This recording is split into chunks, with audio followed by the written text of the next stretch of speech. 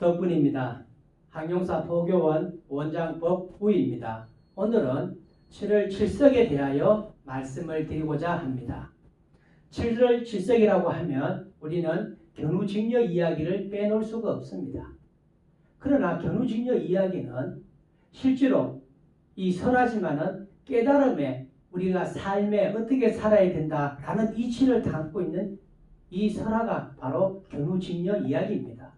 견우직녀 이야기는 우리나라 사람들이라면 한 번쯤은 다 들어봤을 만한 이야기일 것입니다. 하늘에 살고 있는 옥한상제의 딸 직녀가 땅에서 살고 있는 목동 견우를 보고 난 다음에 이걸 너무 반해서 저 사람하고 결혼을 해서 우리가 살다가 너무 노력하지도 않고 너무 게으름만 피우다 보니까 옥황상제가 화가 나서 너희들 둘이를 그 벌로 떨어뜨려서 1년에 한 번씩만 만나라. 이렇게 우리가 알고 그 다음에 그것을 까마귀와 까치가 안타깝게 여겨서 까마귀 오자와 까치 작자와 그 다음에 까마귀와 까치가 다리를 놨다. 그래서 오작교 위에서 1년에 한 번씩 만난다. 그 날이 바로 7월 7석이라고 한다. 우리는 이렇게 알고 있습니다. 그러나 견우직녀 이야기는 사람의 깨달음과 삶의 이치가 스며져 있는 것을 우리는 들여다봐야 됩니다. 첫째, 옥황상제가 하늘에서 딸을 내려보냈다는 얘기는 하늘이 사람의 생명을 주관하고 있다. 사람을 이 인간 세상에 내고 하늘에 인간을 내보내는 것은 하늘이 한다는 것을 의미하는 것입니다.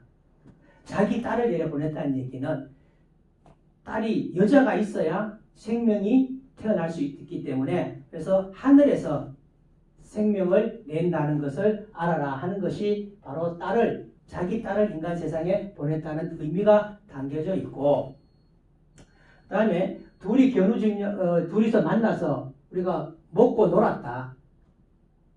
먹고 놀면은 할 일을 하지 않고 책임을 다하지 않고 노력하지 않고 도리를 다하지 않으면 반드시 뭘 받는다? 벌을 받는다. 갈라놨다는 얘기. 1년에 한 번씩 만나라. 이 얘기는 벌을 받았다는 얘기. 그래서 너가 먹고 놀면은 반드시 자기가 할 일을 하지 않으면 반드시 벌을 받는다라는 의미가 담겨져 있고 그 다음에 견우는 절에 가면 시무도가 있습니다. 소를 키우는 목동이 소를 잊어버려서 소를 찾아가는 이 그림이 10가지 폭이 있는데 결국은 소를 찾는 것이 아니라 결국은 자기 자신을 찾아서 돌아오는 그림이다. 요거는 견우는 깨달음을 너가 인간의 세상에 태어났으면 다시 너가 누군지 그것을 반드시 깨닫고 와야 된다라는 의미가 견우 속에 담겨져 있고 그 다음에 요 까마귀와 까치는 부모를 의미합니다. 까마귀와 까치가 너무 안타깝게 여겼다. 이 얘기는 부모들은 자식들을 안타깝게 여기기 위해서 이 까마귀와 까치는 1년에 한 번 견우직녀를 만나게 하기 위해서 다리를 놓느라고 그 다리 놓고 지나게 되면 7석이 지나고 나면 까치 머리에 흰머리가 생기고 까마귀 머리에도 흰머리가 생긴다. 이렇게 얘기를 합니다. 그러면 이 부모들은 자식들을 열심히 키우고 시집보내고 장가 보낼 때 자기 머리에 흰머리가 나는 줄도 모르고 끊임없이 희생과 헌신을 해서 노력을 하고 있으니 너희들이 부모를 다시 한번 돌아보고 효를 행하라는 의미가 담겨져 있는 게 까마귀와 까치에서 우리가 들여다봐야 될 부분이다. 그리고 우리가 직녀는 직은 배를 짜는 여자를 얘기하는 배를 짜는 여자에서 배워야 될 점은 배를 짤 때 우리가 인간의 삶의 모습이 녹아져 있다는 것입니다.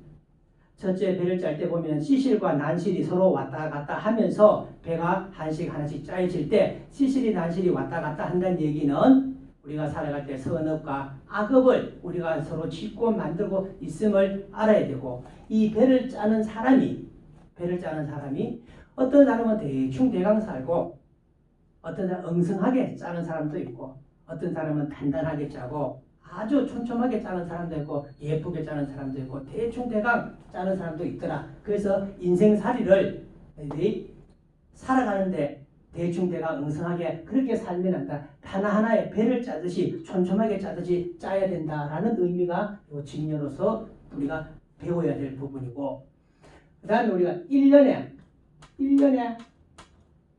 한 번씩 만난다. 이 얘기는 이 세상에 태어나기가 그만큼 어렵다는 것. 우리가 무언가를 만나기 위해서 기다린다는 얘기는 이 인간 세상으로 이 몸을 받고 태어나기가 그만큼 기다리고 기다린다는 의미를 담겨져 있어요. 윤회를 해서 인간 세상에 올 때 1년에 한 번밖에 안 만난다는 얘기는 그만큼 1년 동안 기다려서 이 세상에 태어났으니까 너희들이 그 인생을 헛되이 살지 말고 값지게 살아야 된다라는 것이 바로 1년에라는 의미가 담겨져 있고, 그 다음에 이 하루는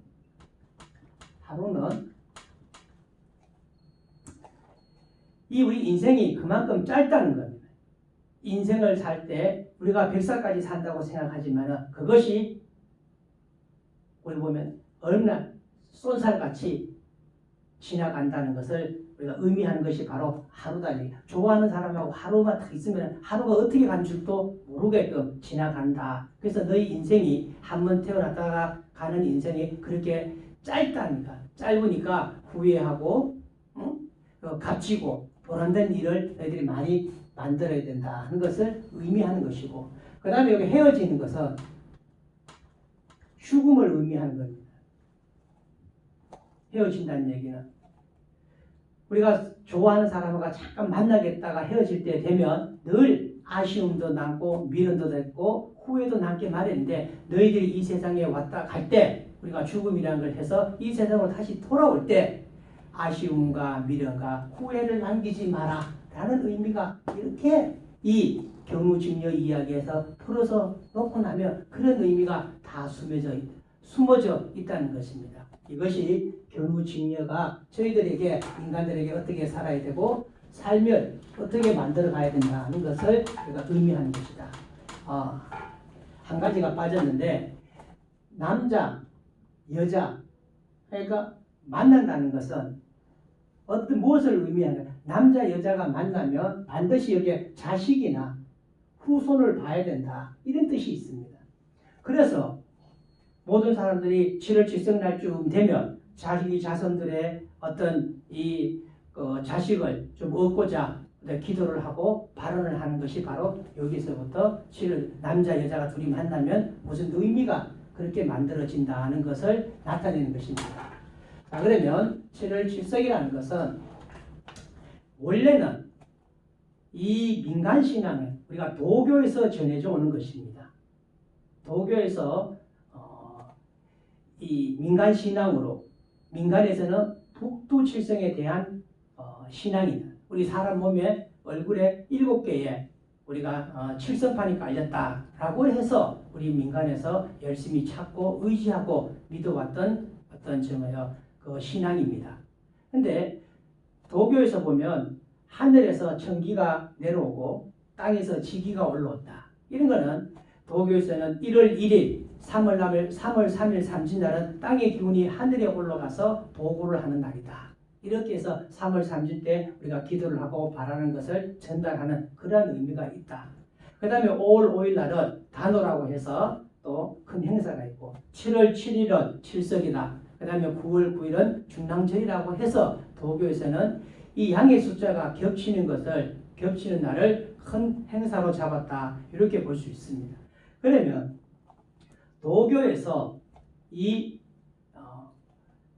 7월 칠석에 보는 복을 주고 사람의 명을 길게 해준 것을 성군이라고 표현을 하고, 불교에서도 치서광열애라고 해서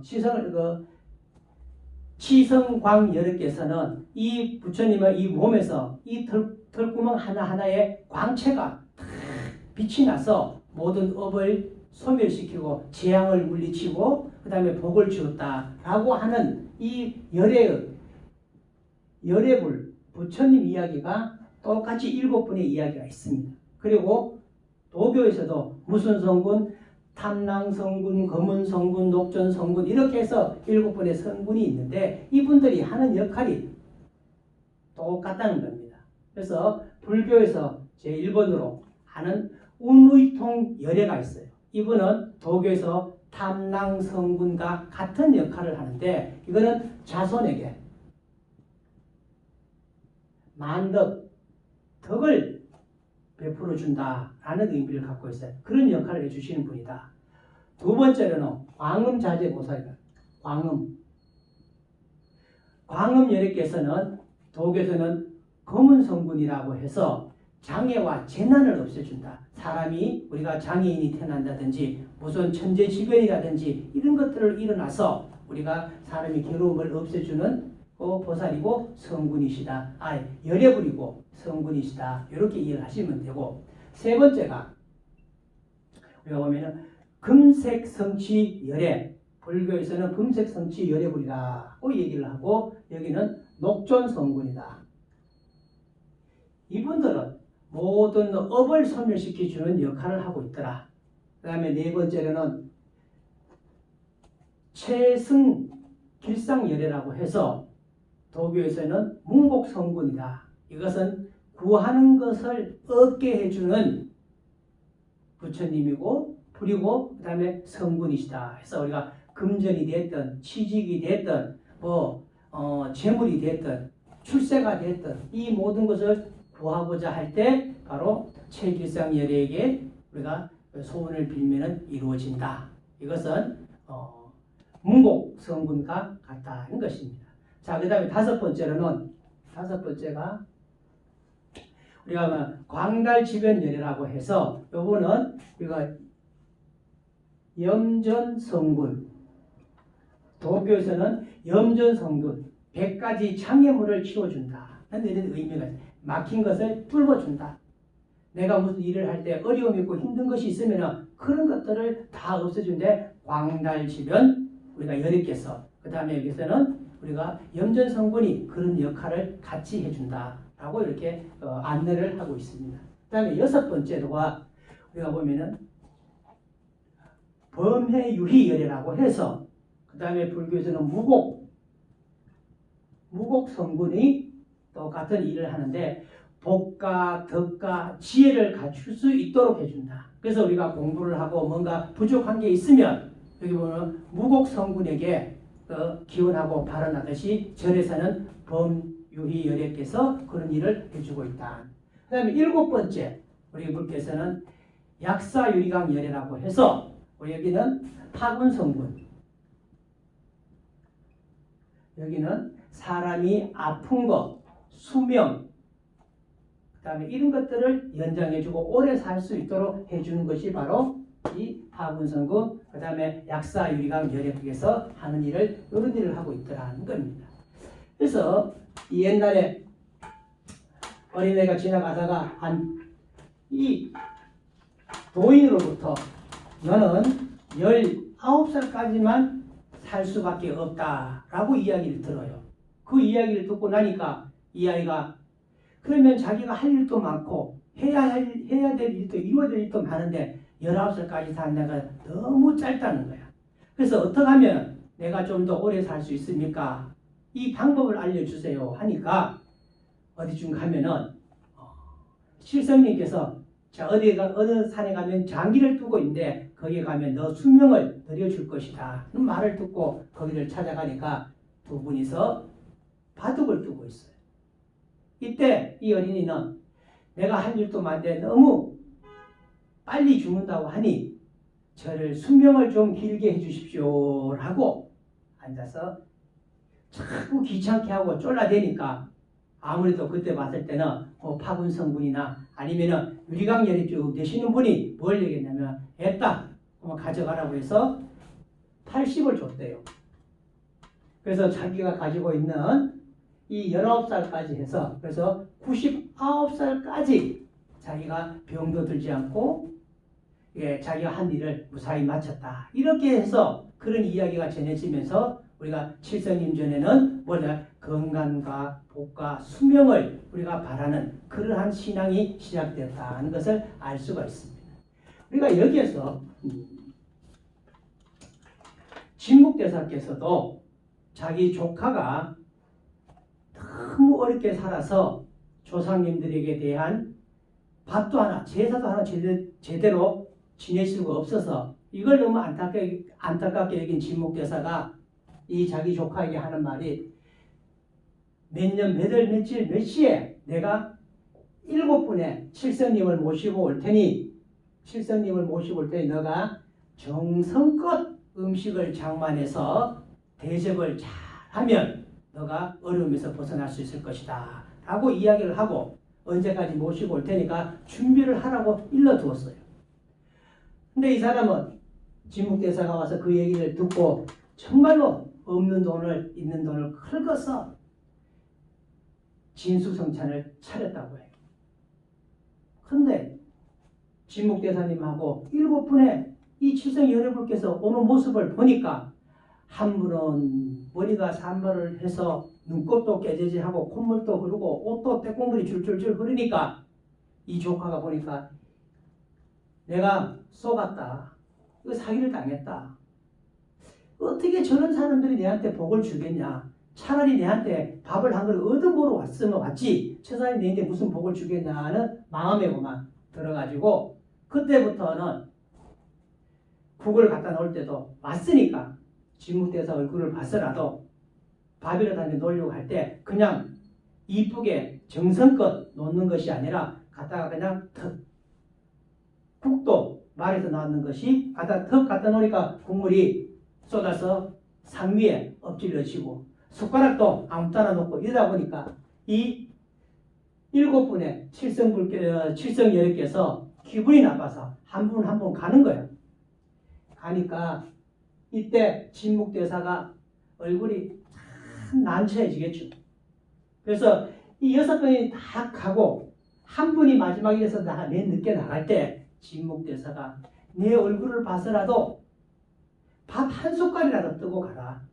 그렇게 액을 복구를 하니까 맨 마지막에 나가던 칠성여객께서 밥을 3숟갈을 뜨고 갔다는 거예요.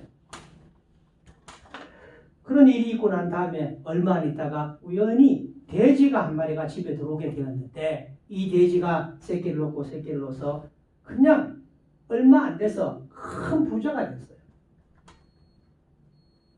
부자가 되고 나니까 자기 자식이 결혼을 해서 손자도 보게 되고 이렇게 해서 너무나 떵떵거리고 잘 살았는데 한날 3년이 지나고 난 뒤에 손자가 불장난을 하다가 앉아서 이 집과 모든 것을 그냥 싹 다 태워서 하루아침에 잿더미가 되었어요. 그때 이 진묵대사 조카는 자기가 이때 왔던 그 칠성여객께서 이 숟갈을 3숟갈을 떴는데 이 한 숟갈이 1년의 복이었다는 걸 알고 시간이 지나고 난 뒤에 천호에 온 기회를 자기가 놓쳤구나 라고 후회를 하면서 땅을 치고 후회를 했다는 얘기가 있습니다. 그 7분의 성군이 와서 밥을 맛있게 먹고 갔다면 천년이요 만년의 공덕이 쌓이고 복이 쌓일 터인데 그때 자기가 자기 분별심으로 그냥 아무렇게나 판단을 해서 사람을 대할 때 함부로 대했던 것이 이 복이 와도 그 복을 받지 못해서 안타까웠다는 이야기가 있습니다. 이처럼 칠성님들이 한 숟갈은 뭔가 음식을 대접해서 한 숟갈 먹었다는 얘기는 1년에 복과 덕과 수명이 늘어난다는 것입니다. 그러니까 우리 민간신앙에서 우리가 칠성을 우리가 섬기고 칠성이 우리 민간신앙에서 많이 퍼져갈 수밖에 없는 이치가 아닌가 생각을 해봅니다. 그리고 이성계도 조선을 개국을 하고 왕이 되었을 때도 칠성님 전에 가서 자기가 원하는 것을 기도를 하고 한 다음에 임금이 되었다는 이야기가 있고 장안이라고 하면 중국이든지 우리나라든지 간에 모든 장안에 있는 살아가는 사람들 중에서 부자라는 부자들은 전부 다 칠성님과 그 다음에 몸이 약한 사람들도 전부 다 칠성님 전에 기도를 올리고 소원을 빌었다는 이야기가 있습니다. 그리고 조선에서는 과거 시험 보러 가는 사람들도 칠성이 되면은 그때는 일주일 전부터라도 칠성님 전에 기도를 올리고 과거 시험에 임했다라는 이야기가 우리가 전해져 오고 있습니다. 이처럼 우리 칠성의 기도와 칠성님들이 우리에게 주는 어떤 점의 복과 덕과 장애를 없애주고 구하는 대로 모든 것을 얻을 수 있도록 해주시는 우리 이 칠성의 우리 신앙이 바로 우리 민족에서 쉽게 뿌리가 내리고 우리가 많은 사람들이 그것을 믿고 의지했던 것을 우리가 다시 한 번 더 생각을 해보면서 7월 칠석에 대해서 우리가 기도를 하는 것이 결코 헛된 일이 아니다 하는 것을 말씀을 드립니다. 들어주셔서 감사합니다.